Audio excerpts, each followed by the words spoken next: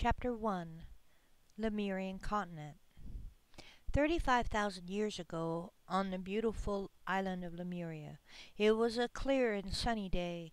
The sounds of the rainforest filled the air with happiness. The tall trees where the monkeys played formed a canopy overhead. It was cool and welcoming to the twins as they skipped down the path towards the berry bushes. They felt happy at being alive and excited to see what the new day would hold for them. As they see the berry bushes, Kayla said, "Wow, look at all those red and blue berries." Caleb said, "I think they grew overnight." Kayla suggested, "While I start picking the berries, you go over there and gather our paper bark, please." Caleb said, "All right, but don't pick 'em all, because I'm hungry too," as he put another handful of berries in his mouth. He pulled out his machete from his knapsack and went off to gather the paper bark they needed to make their parchment for schoolwork. As Kayla was picking the berries, she started daydreaming about the fun they will have this winter in school. They will be 7 years old this year, and old enough to finally start. She looked forward to meeting new friends and learning new things. She picked the berries and placed them in her hand-woven basket her mother had taught her to make last year. She was startled to hear her name being spoken. "Kayla! Kayla! Come over here by the bushes." "What?" she said, coming out of her daydream. "By the bushes?" Kayla walked over to the other side of the bushes. She saw her old friend and teacher, Black Panther, sitting down waiting for her. "Oh, it's you, my friend. What words of wisdom do you have for me this day?" "I have something very important to tell you," said Panther. "Really? Is it another story?" "No, little one. There is trouble coming. We have felt it. It's the bad sky people again. They have come back once more." "Bad sky people? What kind of bad sky people?" Kayla asked. "The bad sky ones from the ancient wars, my child. It happened long ago before you were born," Panther said. "What is war? We live in peace, love, and harmony. Mother told us all about this, Panther. Honest, we really are." "Yes, today you are. My ancestors spoke of a time when there was no peace in the world. The bad sky ones came and brought weapons of war. Both people killed nature and each other as well." "War is killing each other?"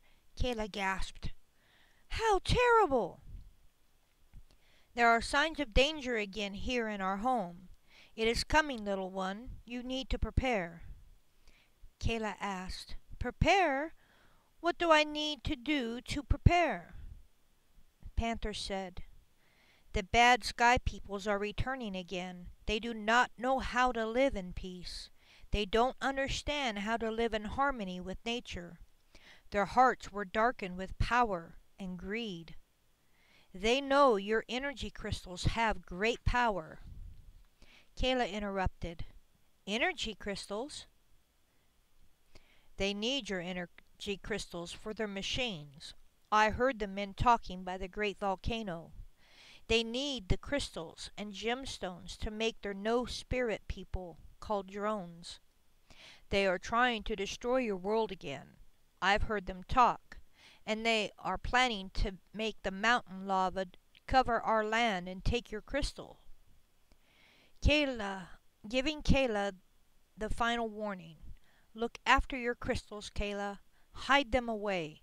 Put away your gemstones. Keep your knowledge secret. This is my warning." Then he stood up and bounded away. "Wait!" Kayla looked puzzled. "I have so many questions." Looking out into the rainforest where her friend had gone, she thought to herself, "None of this makes sense. War? No spirit people? What could this all mean?" She returned to the berry bushes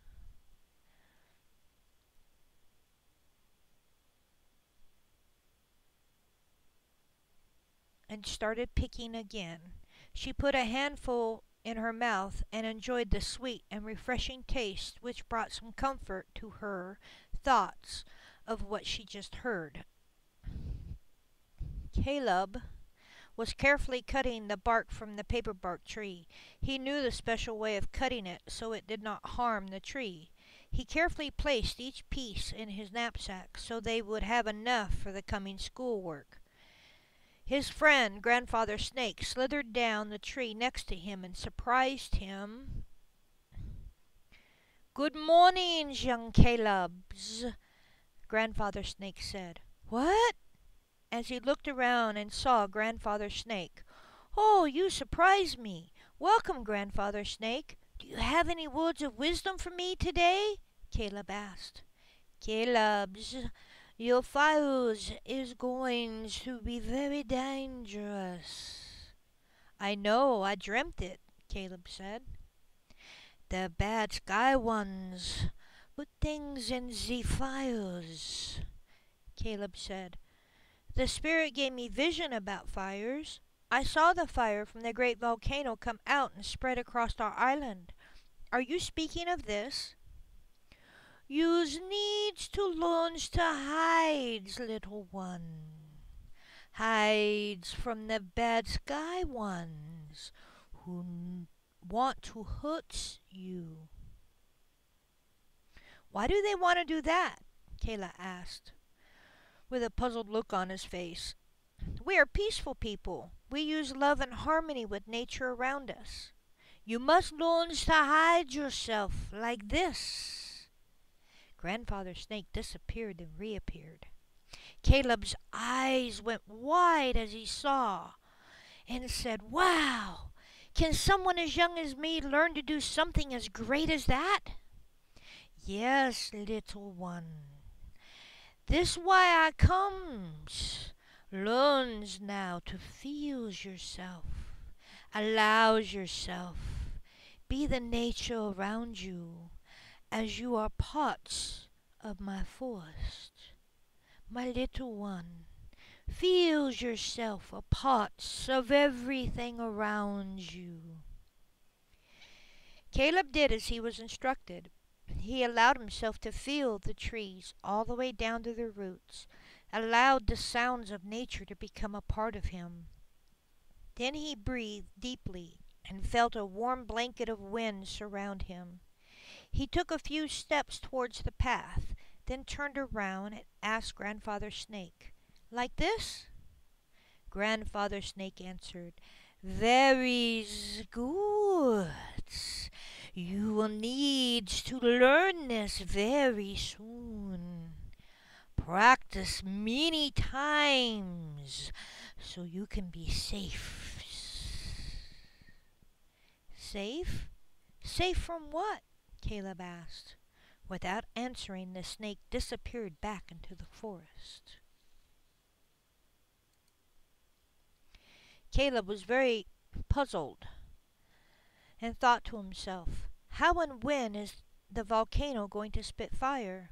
What is war? I don't understand what that snake is talking about.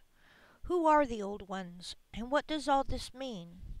Why was he talking strange things like this? But I can disappear.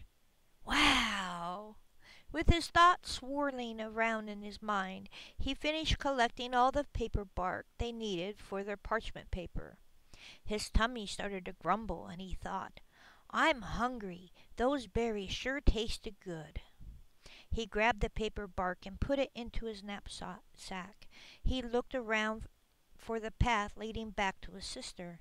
He saw the berry bushes in the distance.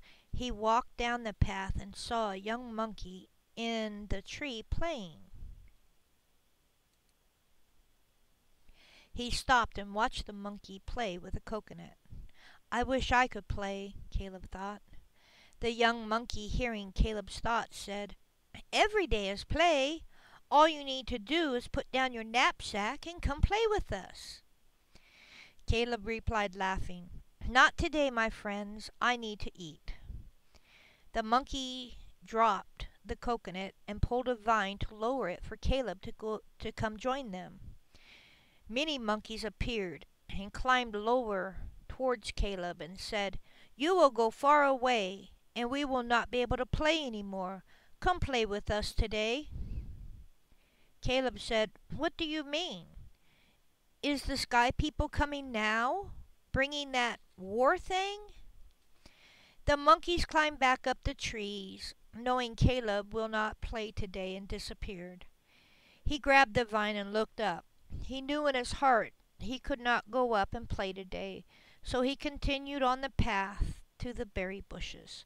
He pulled off his knapsack and sat down. He picked a handful and stuffed them into his mouth. He looked around for his sister, hoping she was finished, so they could play. When he saw her, he said, "Blessings, my sister, I'm finished." "These berries sure are sweet today," as he shoveled another handful into his mouth. Kayla looked at her brother and saw her brother's mouth was covered with berry juice and laughed to herself. "Thank goodness I know berry speak." She shook her head at the mess Caleb had made. "Brothers," then said out loud, "Yeah, they are good." She walked over to Caleb and kneeled down with him and picked a few more berries. She put some in her mouth and some in her basket. "Something really odd happened while I was working. My old friend Panther came and spoke to me about some old ones' war. Then he told me about how I should protect my crystals and gemstones. No stories, no ideas, just warnings. Really strange, don't you think?" Kayla said. "Really? That is strange. I was cutting the paper bark when Grandfather Snake told me about an old one's war and warned me about the fire. I don't understand what war is." Kayla said, "War has something to do with killing each other."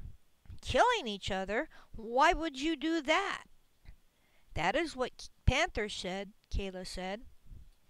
Caleb shrugged his shoulders and said, "The snake taught me not to be seen. You want to see?" Caleb tilted his head for her approval. "Would I ever?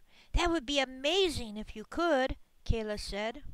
With a large grin upon his face, Caleb remembered what Snake showed him. He felt the warm blanket of wind swirling around him again.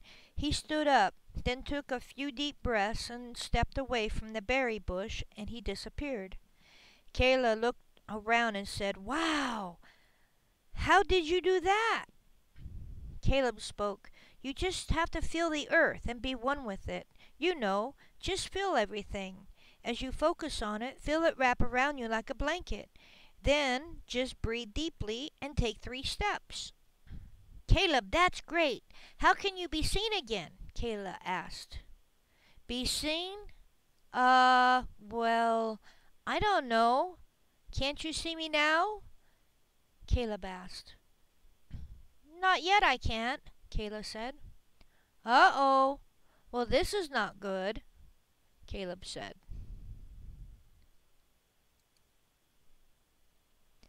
Tuma was a wild elf who lived in the hidden village on the island. He loved the twins very much. He knew they were more than just special. He had become their teacher and friend. They were 3 when he first appeared to them on that wonderful day long ago. They had been trying to climb a tree to get a closer look at the playing monkeys. Kayla had gotten her leg caught between the branches. While Caleb was trying to pull her out, he fell onto the lower branches. Tuma caught him before he could think it through. He remembered their little heart-shaped faces and bright crystal blue eyes. Their eyes were so bright and full of wonderment of life. He could not say no in their time of trouble. To show yourself was never allowed. In spite of all this, he helped them anyway. In the short time he knew them, they had learned so much about life and nature. These 2 were true Lemurians. They had the blue sheen, almost a sparkle to their silky tan skin. This is always how you could tell a true Lemurian. There was an odd thing about these two. Their energy was different, and their heart was very open to love and the joy of everything around them. He was leaning against the tall tree looking at the twins as they learned a new lesson. He couldn't help himself and started to laugh. Hearing the laugh in the trees, Kayla yelled out, "Tuma, where are you this time?" "Over where the standing people are," Tuma whispered. Kayla put down her baskets full of berries and walked to the trees and looked around for Tuma. Caleb looked around the area, then closed his eyes and felt around the area to find him. He ran over to the trees and found him. He was wearing a leather pants and green woodsy shirt that allowed him to be hidden in the rainforest. He grabbed the back of his green shirt and yelled out, "I got him this time! Ticky-tack, ticky-tack, 1, 2, 3, I see thee!" "Where are you, Caleb? Why can't I see either of you?" Kayla said as she stomped her foot and crossed her arms. "Ah, that's because, Kayla, your brother is being tricky. He does not stop his deep breathing and being one with his surroundings. Although, my dear Kayla, there is a way to be tricky too." "There is?" Kayla asked. "Close your eyes halfway. Make them see what's not there by shifting your eyes. Put them out of focus," Tuma said. Caleb cried out angrily, "What? I'm not tricky. I need to breathe normally and stop feeling nature? Oh, that's not fair. I didn't know." Tuma laughed harder, which brought tears to his eyes. Caleb stood with his stubborn stance and wonderment of the lesson. Tuma loved to watch these twins learn and grow. He was truly proud of how much they had learned in their short years they had lived. "Now I can see you both," Kayla cried out. "But you look funny, kind of like you're in a fog or a mist around you." "This is so great," Kayla exclaimed. "Like this, Tuma?" Caleb breathed normally and stopped focusing on the nature around him. He looked at his sister to break his concentration. "Good job, both of you," Tuma said, putting aside his laughter and wiping his eyes. "Now, do you think you're ready for your next lesson today?" he said as he beamed love at the twins. The twins yelled in unison, "Yes, yes! Oh, we love your lessons!" They started jumping up and down, clapping their hands.